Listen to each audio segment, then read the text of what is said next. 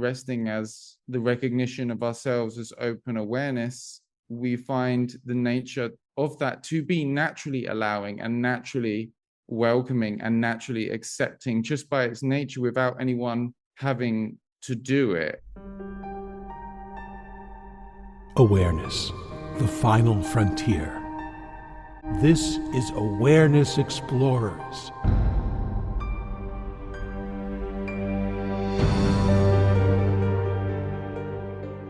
Hey friends, welcome back to Awareness Explorers. I'm your co-host, Jonathan, and I'm with my friend and co-host, Brian Tom O'Connor.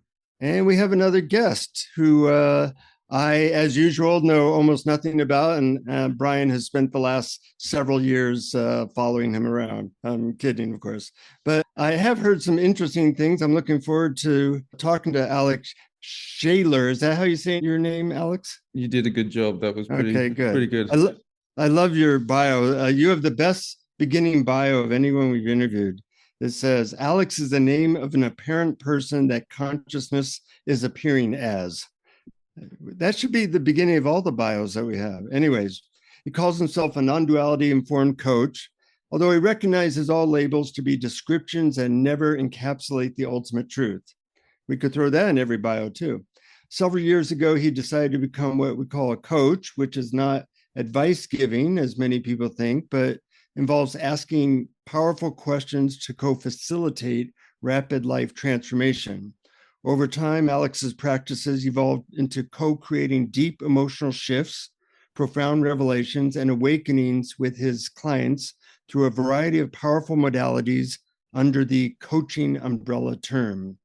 He also runs a YouTube channel communicating the message of non-duality, the consciousness-only model of the universe, emotional healing and releasing, conscious creation, manifestation, and relationships, and whatever dry tongue-in-cheek humor ends up spontaneously popping up. Well, welcome to Awareness Explorers, Alex. Good to be here, guys. So, where should we begin? The few things I do know about you, Alex, is that you kind of have become a consciousness coach, and Brian and I sometimes do that. And I'm wondering how you would describe what you're trying to do in your meetings with people. Trying to help them achieve what they want or realize they already have it is basically that would be it if I could only say one sentence. I started off as a coach after being an electrician for many years, working in a UK supermarket, fixing door handles, plug sockets, toilet seats, and wanted something more meaningful after a relationship breakdown. So I investigated this thing called coaching, which I got involved in because I wanted to just help people. That was the basic motivation. And also possibly communicate that and connect with people through YouTube, because YouTube had been a platform at the time that had helped me so much through the pain of the breakup that I was going through at the time and the subsequent revelations and awakenings and transformations that led me to very quickly move to a much better feeling state and discover deeper aspects of ourselves. So in a way, it started off as a desire to give back and a desire just to help. But over time, well, maybe very quickly, I realized that I didn't want to put people on a path or be contributing to putting people on a path of perpetual self-improvement under the model that people are broken or not good enough and need to be improved or something like that. So I think sometimes when I use the term consciousness or non-duality in reference to coaching, what it basically means is bringing together the coaching modality, which is asking powerful questions that help raise awareness in other people and support and facilitate co-create transformation, but under the premise that we already are peace, wholeness, fulfillment, and that coaching can operate as a modality to facilitate the embodiment of that, along with powerful self-inquiry questions that help point us back to our true nature. And I didn't know how it was going to go. I kind of just, in a way, invented a job, but it seems like quite a few people resonated. And over the years, I've worked with people under this model, and it works to have powerful conversations, to keep on pointing back to the truth of who we are and its immediacy and its unconditionality, at the same time as recognizing there can be things in the world to relatively achieve emotional states of peace and calm, the transcendence or releasing of troubling emotions, and practical achievements in terms of business or project or success in whatever creative endeavor one wishes to be in. So really, it's just pulling it all together, all my interests and hopefully the interests and desires of other people to create something that serves them. Mm-hmm. Yeah, I love that description. I also especially love the part where you talked about that. We used a phrase that one of my favorite phrases is that it's already here, because most of the time we in the spirituality game are looking to become something in the future or to gain something that we don't have. And it seems that's the opposite direction of where happiness lies, which is or that unconditional happiness that's there, at least what I've experienced in awareness itself, is already here. Whether, it's just sort of veiled by all these thoughts about the future. Mm-hmm. Mm-hmm. I feel like the key distinction is one paradigm can be operating under the premise that we are just a person, living in the material world who's on a never-ending crusade to dispel the dissatisfaction and reach wholeness. And that comes with the paradigm of being just a person in a material world. Now, there are many apparent people open to something beyond that. Another paradigm that we are not just the person, we appear as the person, but what we essentially are is the consciousness that the person appears as. And the consciousness is already complete and perfect and whole as it is, and that there is peace and satisfaction in our true nature as this consciousness. Yet at the same time, there is the relative appearance of time and the person, and that can be engaged with in order to transform the experience on the relative plane, create harmonious relationships, have a positive impact on the world. But no longer is it done from the premise of being a person who needs to find some perpetual satisfaction in that will never come, or some kind of accolade or achievement to add on to oneself to become complete. It's done ever more increasingly from the premise of completeness, from the premise of wholeness. And in that way, we become actually a lot more effective and beneficial for all in how we act in the world, because we are no longer operating under the paradigm of being a person who's attached to all the outcomes, but under the paradigm of being this consciousness, which may have the momentum of the personal attachments, and our route to creation and manifestation is less so building ourselves up into a different person, but releasing those personal attachments and aversions, so that the old paradigm of being just a person with those limitations gradually falls away in the openness of awareness and more of the natural qualities of awareness or consciousness that were already present are increasingly more expressed. So I think you could call it like living from the inside out or something like that. I'm curious how you help people to release their stuck beliefs, emotions, or attachments so that the consciousness can shine through more consistently.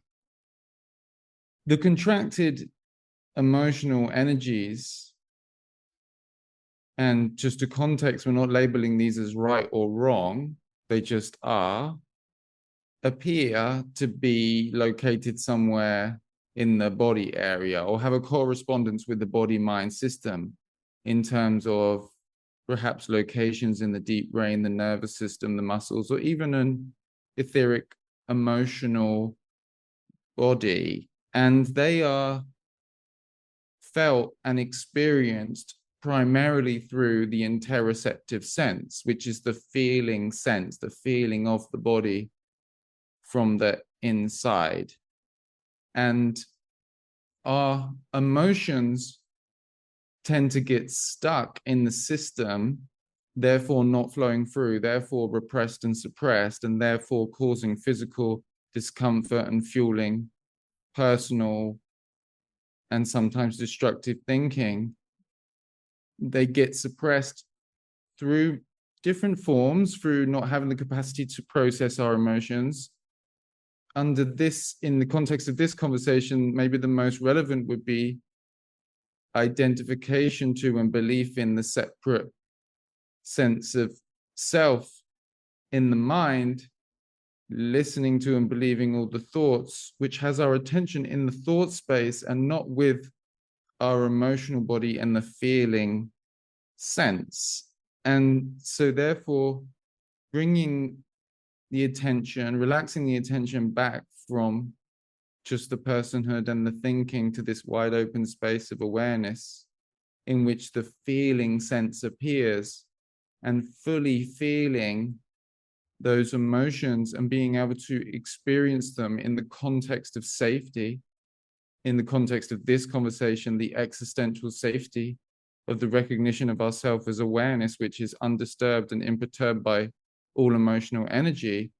That emotional energy is enabled to be fully felt, and in its full feeling, it tends to be released. And like our true nature, being the sky, is already immediate, already bright and sunny, these stuck emotions can sometimes seem like the clouds that obscure the qualities of our true nature. But as we allow ourselves to fully feel our feelings, which is what I would guide someone to setting up the context of safety and in a resource and skillfully able to do that, these emotions are able to flow through and release, and more of the natural peace and calm qualities, unconditional in our true nature, are also expressed in the conditional systems of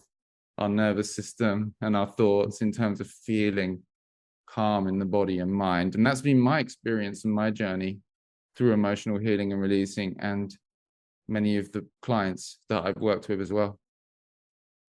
Yeah, allowing ourselves to feel our emotions fully. That sounds so key, because a lot of people come to spirituality for, actually, whether they realize it or not, for the opposite reason, to not have the emotion. Okay, I'm going to meditate so that I don't feel anxious, because I feel anxious right now.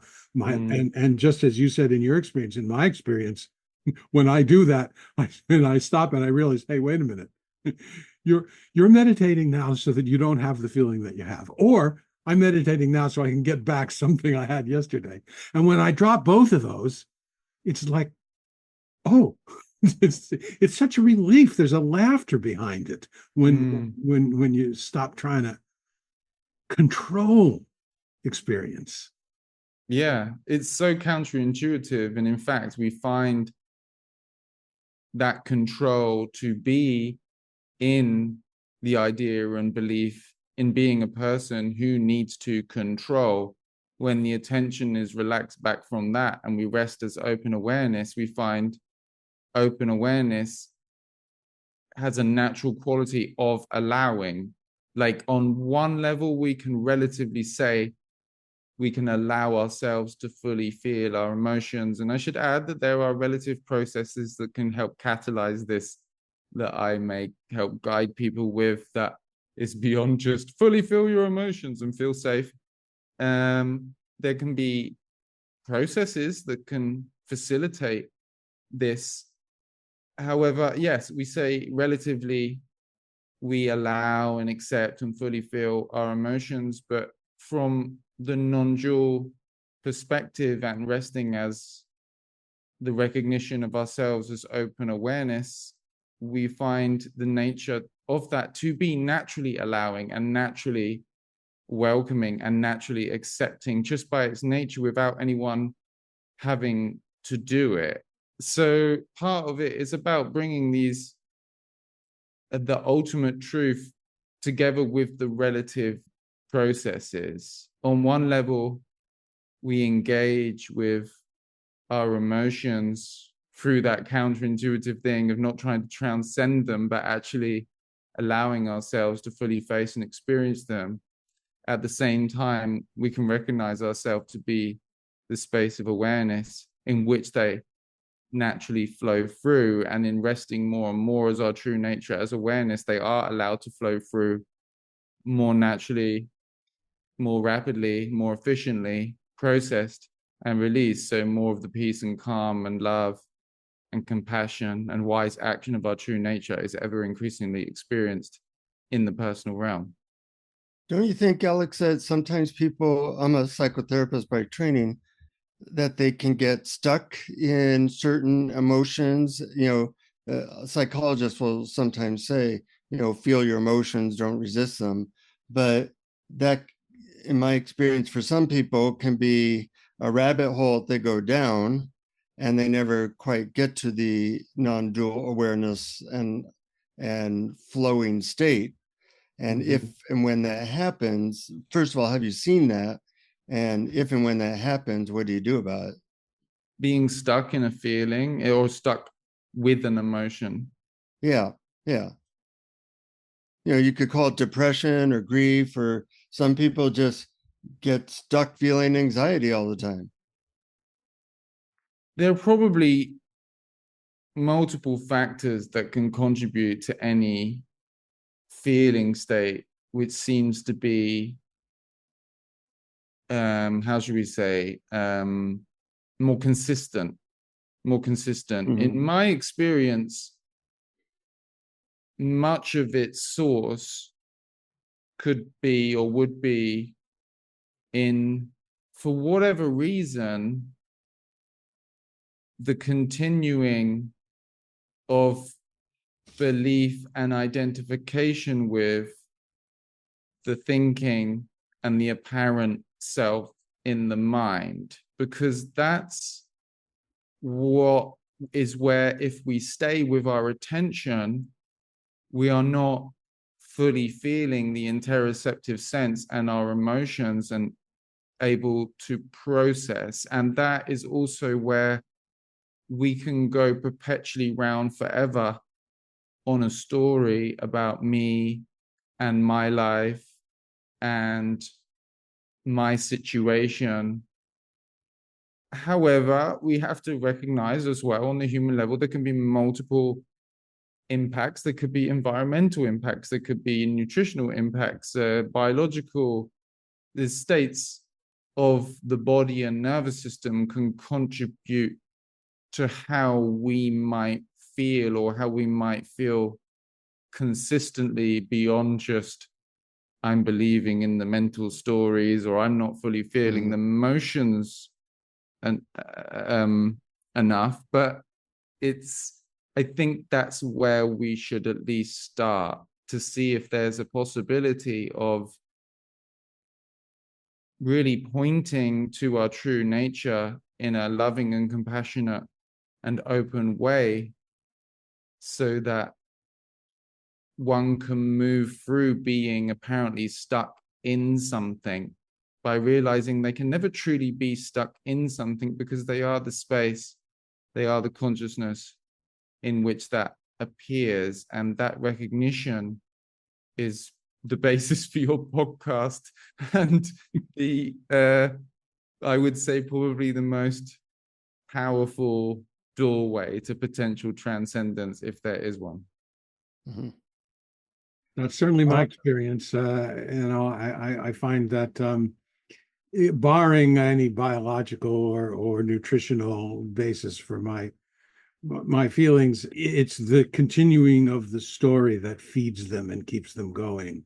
But when I discovered that the body is an ally here, that just simply noticing what sensations are appearing right now in my body, and then saying, okay, maybe not pay so much attention to the story about it, that's been really, really helpful. And that was not there in the beginning of my so-called spiritual search. It was a discovery that really helped, because it's a feeling that you have in your body. It can only be now. But That's the true. thought thing is all about what happened in the past and what might happen in the future. And oh my gosh. Mm-hmm. Yeah, I mean, we're trying to be understanding, compassionate, that life can sometimes be a challenge and that situations can be complex and there can be multiple factors. At the same time, awareness, consciousness, our true nature has an inherent superintelligence. And if there is an inherent superintelligence that goes beyond the mind and the story and the data of the individual self, and if there is anything to be done about food to eat, or diets to change, or drugs to take, or social situations to change, or boundaries to draw, that may contribute to transcending or overcoming a persistent, uncomfortable emotional state, it most powerfully, I would suggest, comes from resting as the open awareness and open intelligence that we are. And that's what I found as well, when there are practical measures to take about practical problems or very apparently real feeling states.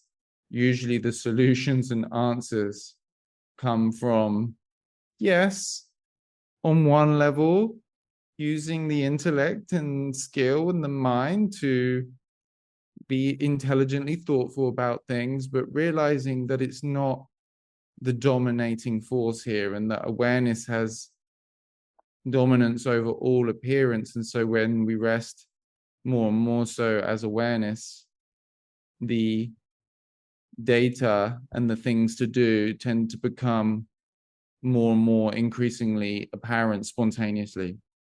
That's well said. I'm curious. I've actually had a couple of coaching sessions from a spiritual teacher recently who is very good. And he asked me some very interesting questions that helped me to let go of some ideas and beliefs I had. And I'm wondering what kinds of questions you ask people who you're coaching and trying to help them pass stuck places. Well, I guess first it would be dependent on what the person is asking for. Like, are they asking to change their beliefs on something? The way I've ended up being positioned, with non-duality being at the forefront at the moment, most of the beliefs, persistent limiting beliefs that people were requesting assistance on dispelling, are to do with the nature of the separate self and the ego and the personhood, and seeing through those particular beliefs or apparent limitations. And the way that I converse with people, it can only be effective if I am having a discussion or asking questions that points out or co-creates a pointing out of what is true in their experience, in our experience, in our reality. Because if someone wants to transcend a belief, I can't just try to give them a new belief or try some trick in order to change that belief into something else. All limiting beliefs dissolve in the face of the truth. And the truth has to be seen and experienced for oneself, or seen maybe is more accurately, because that's when the limiting beliefs fall away. So I will simply point out or ask questions around whether things are true in that person's experience. So, for example, if someone thinks that they may be able to be harmed by their emotional state or their thoughts, we could do an investigation on that, and I could ask the question. There may be a bit more of a setup to this, by the way, rather than just this one question out of the blue. However, something like, well, what is these emotional states made out of in our experience? Can we confirm that it's made out of bodily sensations or just sensation or thoughts? Would you agree that you are aware and that you actually are this awareness, this consciousness? Has any sensation or any thought harmed or disturbed you, awareness, you, consciousness? And if the person is to say no, I would want to verify, and I usually can by intuition, that that is coming from their direct reality and experience, not what a book said, not what's a YouTube channel or a spiritual teacher said, but what is actually verifiable and true in one's experience, because that is the only sustainable way to dispel a belief. Yeah, I like that. When I was working with this one coach, he would ask a question. I'd say, well, that feels like resistance. And I liked how he would respond. He says, well, what is resistance? Any label I used, we would basically dissect it until it was basically sensations, energy, and frequency, and God knows what. It just turned into nothing. Were those most of the questions that he asked? Was asking what, anything that you put a label on, asking what it really was, or what other kind of questions was he asking? Well, that was a lot of it. And I found that very helpful. As Alex said, when you let go of labels and you go into the direct experience, your labels become meaningless. And you realize you're just present with what's happening, which is a totally different way of living than in the concepts and labels and beliefs that we normally walk around with. Yeah, beautiful. Yeah, I think it's like the mental interpretations and the story, although relevant, is secondary or tertiary, and it's usually where we're focusing on most of our attention. And these kinds of questions that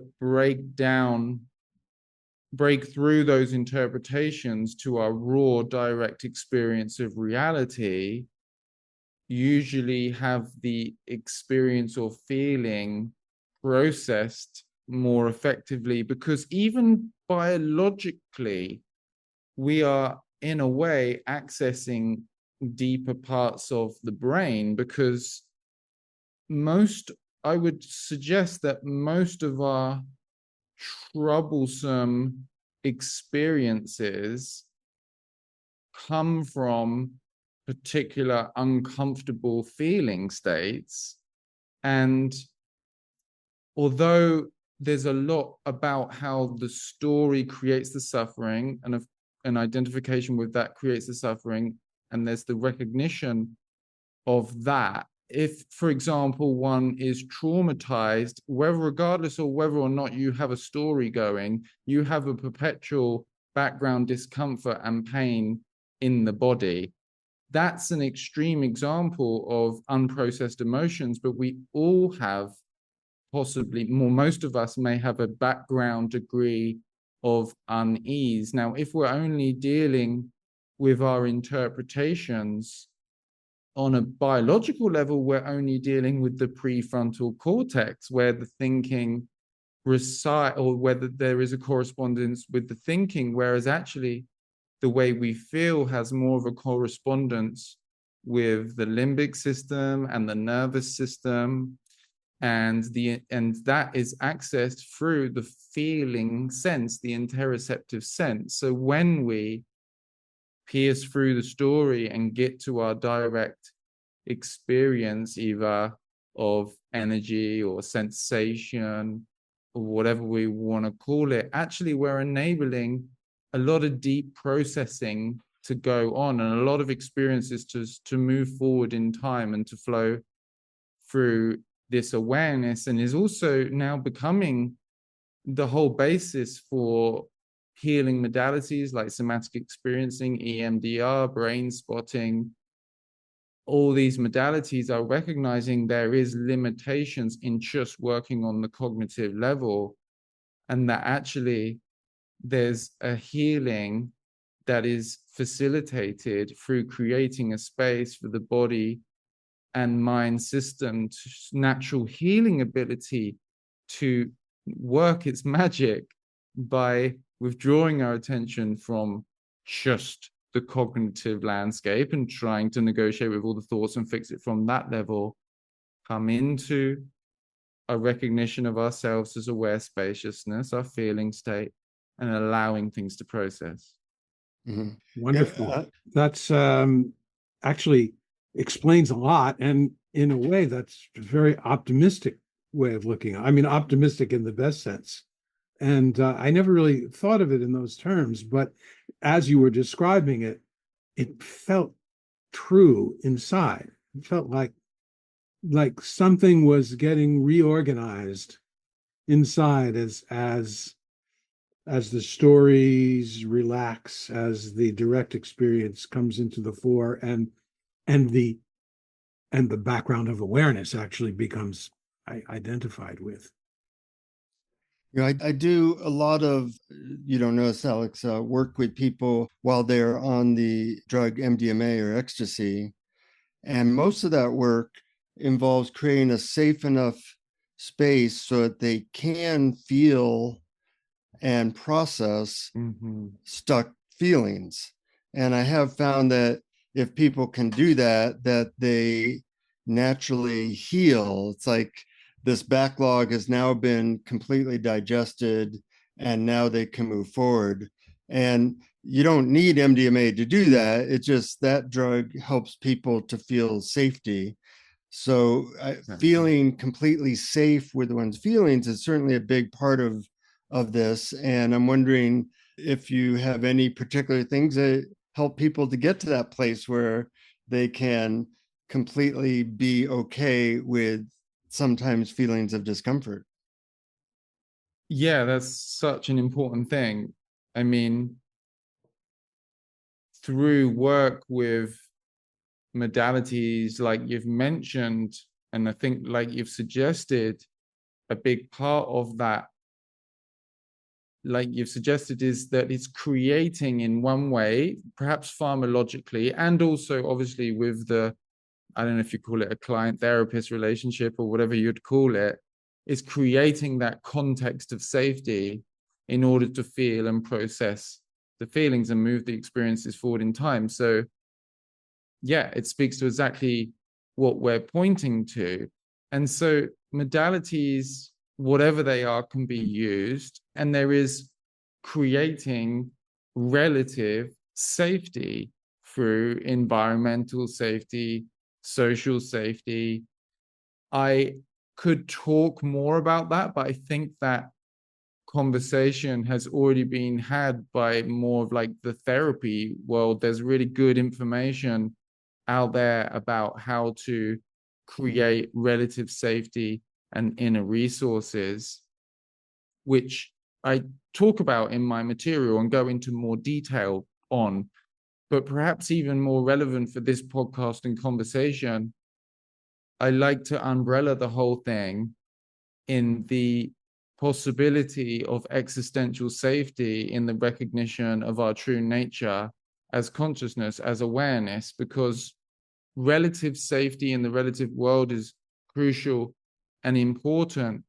But in a way, we could say the ultimate safety surrounding all that is the fact that we are this consciousness that is unharmed and undisturbed and imperturbed by all experience, by all emotional states, by the most painful emotional pain, by the most dark, chaotic thoughts, by the most challenging experiences. And once again, this isn't supposed to be just a cute theory or belief, but something that we can actually discover in our direct experience. And we can get closer to that through particular skillful metaphors, which aren't originally mine, you know, like I've had many different influences. But for example, if we imagine consciousness to be like a screen on which everything's appearing, does the content that appears on a movie screen ever harm the screen?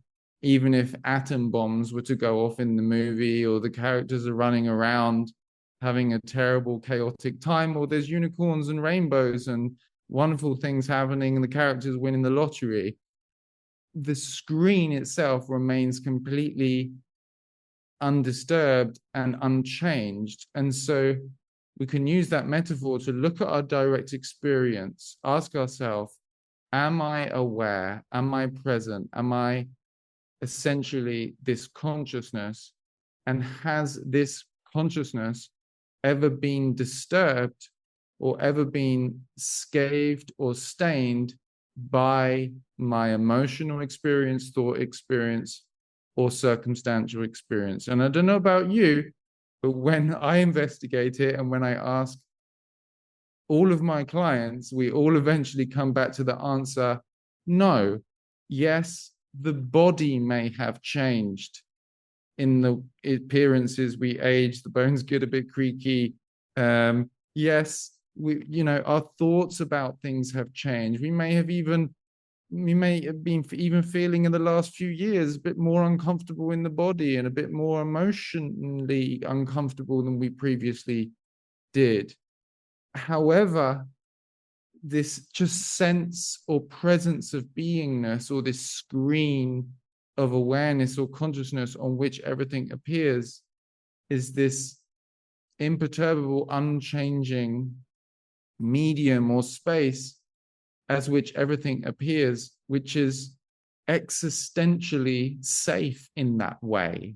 In that way, in this recognition of ourselves as this unharmable, undisturbable space of awareness in which all the content appears, we can face life's challenges and we can feel our emotions fully and experience the thoughts however they are in the context of an experiential recognition of our true nature as this open awareness, which comes from resting perceptually open as awareness, as the screen, and experiencing that unconditionality and seeing that the content doesn't disturb who we essentially and fundamentally are. And that is also the transcendence of the fear of birth and death too, because just like if a character dies in a movie, nothing happens to the screen. And just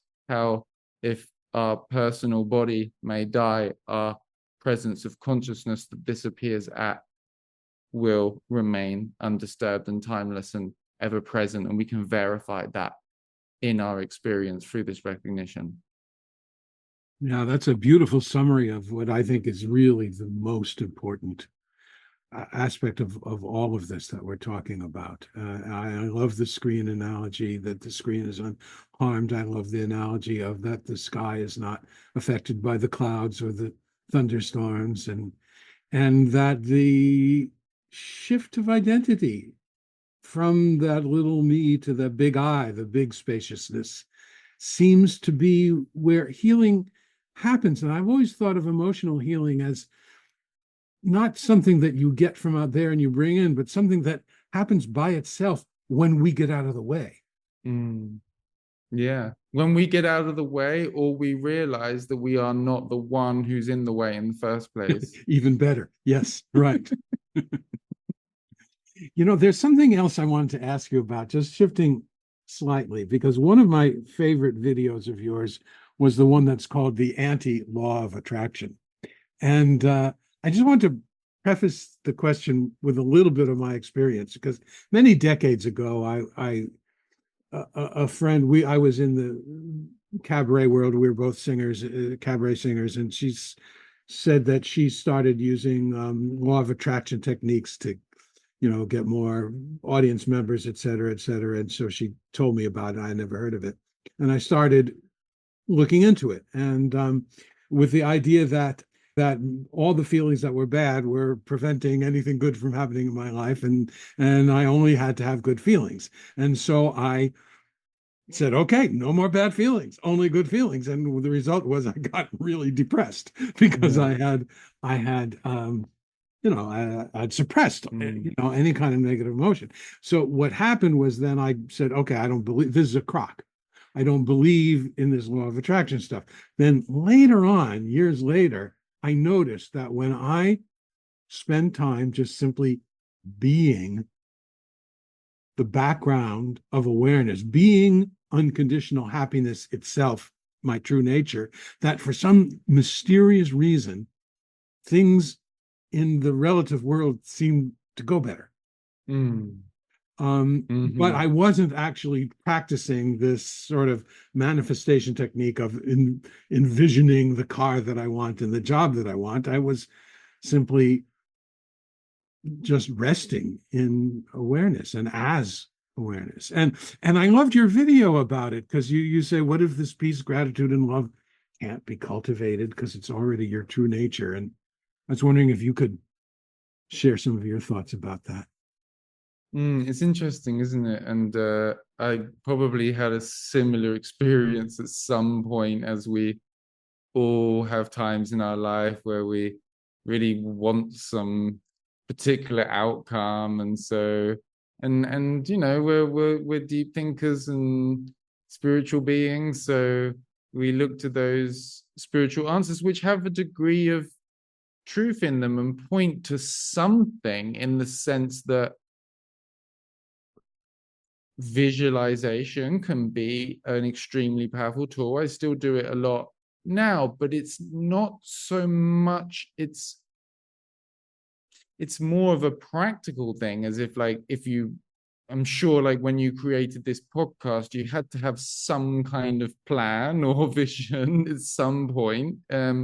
Not to say that you had to force that or you had to do that, but planning happened, or a vision of it happened. So these things can have relative importance, but I think I named the video with that kind of cheeky, tongue-in-cheek title because I'm pointing at this experience that so many of us have had listening to the law of attraction material, and the ending up in some kind of perpetual mission to get rid of all of the bad feelings and accumulate all of the good ones, and then finding out the disastrous consequences of that, and seeing possibly that there's another way, that there is some kind of truth that love and peace and effortless flow have a correspondence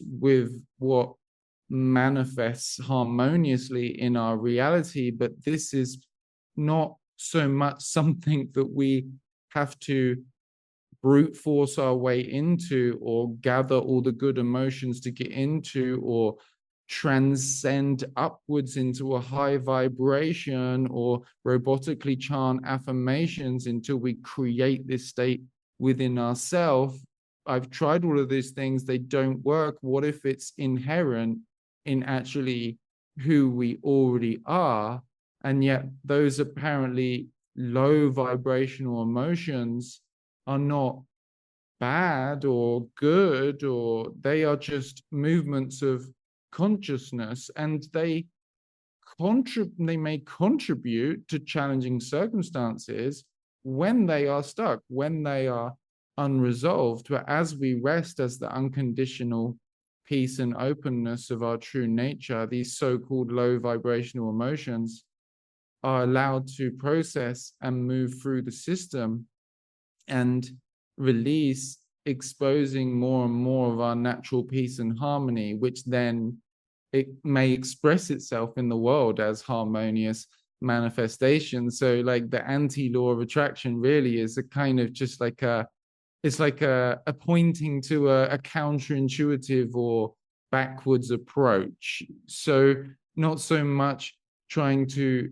brute force ourselves into a positivity that's out there in the future, or drum ourselves up into a high vibration and try to stay in that state, but instead face the apparent darkness and obscurity that seems to be obscuring what is already there, what is already inherent in our true nature. And like in your experience, simply being had a lot of that emotional energy, then process, and then you found the apparent outcome of that, of resting in open awareness as open intelligence. All the data points and all the form tends to harmonize better. I mean, maybe there's things that are preordained from a higher realm outside the space and time of this dream. Maybe there are certain challenges that we choose before this life or go through in order to grow our soul. Who knows, like, what other factors there are. There are the laws of physics and apparent birth and death, so there are apparent limits on manifestation, and resting as open awareness and the recognition of your true nature won't necessarily get rid of all of life's challenges. But in resting as open awareness and allowing the emotions to flow and process and release, many of us find that life does tend to go more harmoniously, and what is truly desired in our heart tends to manifest quicker and more frequently and more fully and more sustainably. I've definitely found that too. I hear that, well, that you could do something like a meditation or an inquiry, so we get a better sense of the type of stuff you do. And I'm wondering if you'd be willing to guide us in some way at this point to see what that's like. Sure.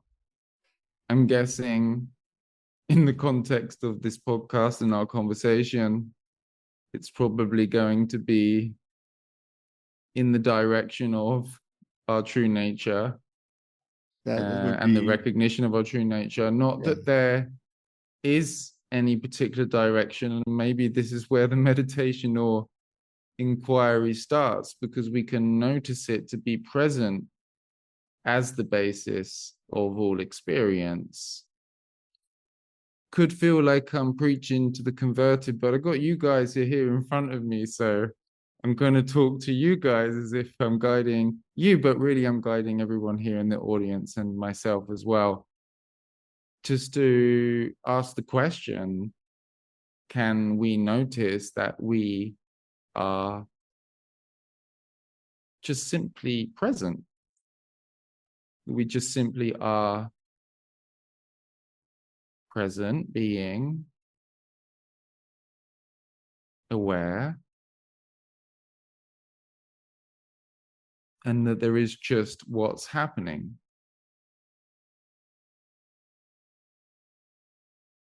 And the mind doesn't have to understand that.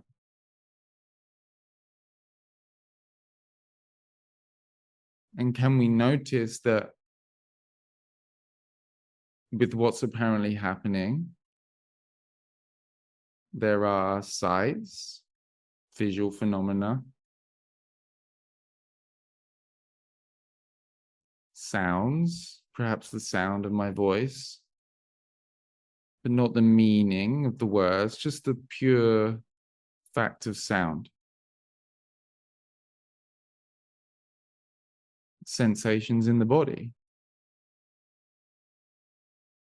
Can we notice any pure, raw, physically felt sensations appearing to come from the body area?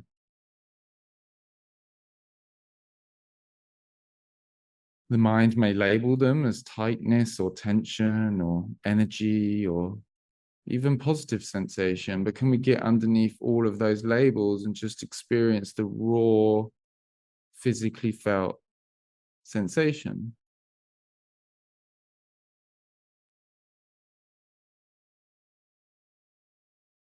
And can we notice that all of this that's apparently happening, the sights, the sounds, the smells, the physical sensations, are all just appearing in this wide open space of awareness, consciousness, just simply presence, just simply being.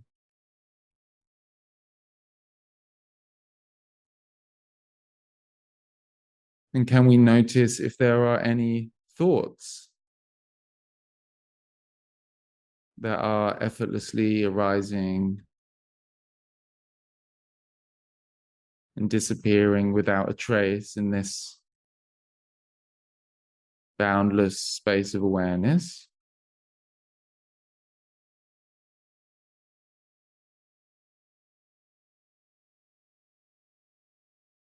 And can we notice if there's a I, an apparent I or a me in the thinking?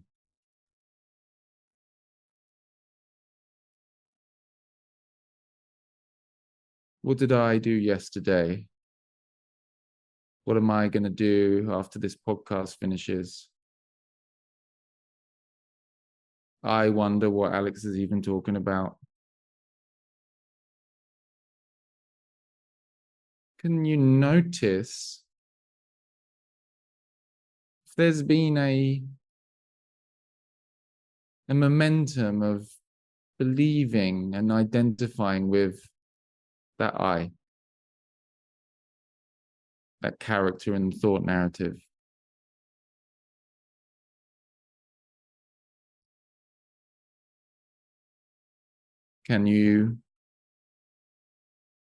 Can we just for a moment zoom out from believing ourselves to be that I in the thought narrative and just simply rest, present, and aware as this open awareness?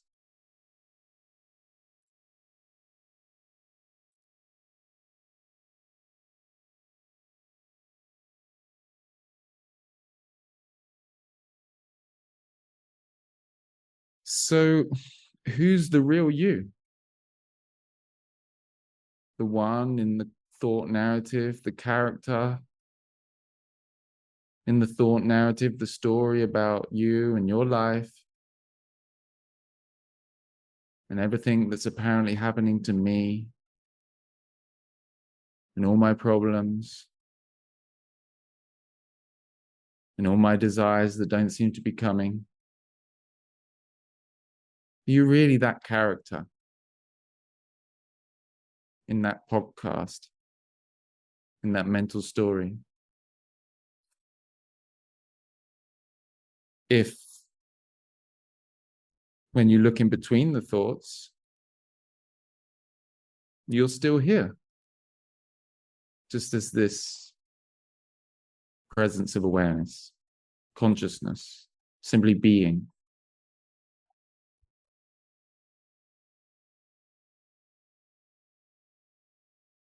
and you notice finally this wide open, still, peaceful refuge beyond the story.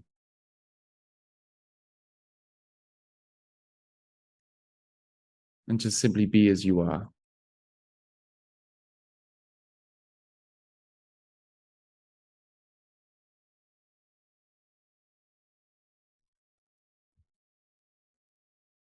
Noticing yourself as this peaceful, unharmable space of awareness that contains all the content.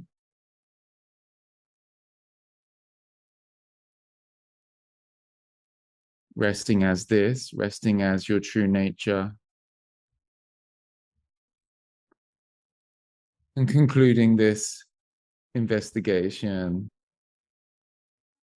to see how the fruits and the benefits blossom in your life.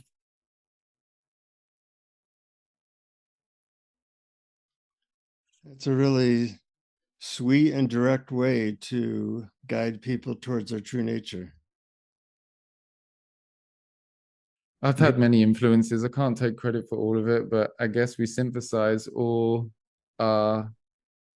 the information from the greatest sages and teachers and spiritual guides to our own unique remix and our own unique synthesis, and that it's all us at the foundational level anyway, and that everyone is us and we are everyone.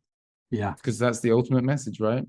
Yeah, absolutely. And yeah, there's everyone, I love hearing different ways that people put it, but realizing that it's so simple. There's really only one message in all of this. And some lands on some ears better than others. And but I feel if people listened to this episode, they would completely get what Awareness Explorers is all about, just right here from what we talked about today and that meditation.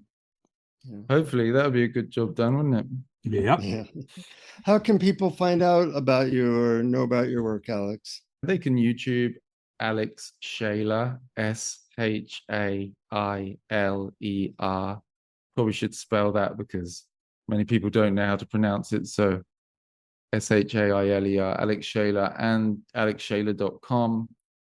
You can find out about my stuff and services if you want to. And yeah, I have an Instagram as well. Basically, just stick it into the internet, Google, YouTube, .com on the end. There I am. It's nice Apparently. that Google and YouTube now has all kinds of non-duality stuff on it. And we thank our Patreon supporters. We give you summaries of these things and lots of additional clips as well. If you want to support us, go to patreon.com/awareness explorers. Anything you want to say, Brian? I'm just very grateful for this conversation, Alex. I can't wait for our listeners to hear it. So thanks so much. Beautiful. Grateful to be here too. Yeah. And to our listeners, thanks for listening. Pass it on to people if you feel that it could be benefit to them. And until next time, keep exploring. Keep exploring. Thank you for listening to Awareness Explorers. To learn more, you can check out our website at awarenessexplorers.com. Please subscribe to our podcast on your favorite podcast app. We'd love it if you would post a review. And please share our link on Facebook and with family and friends, because knowing yourself as awareness is the greatest gift you can give yourself or someone you love.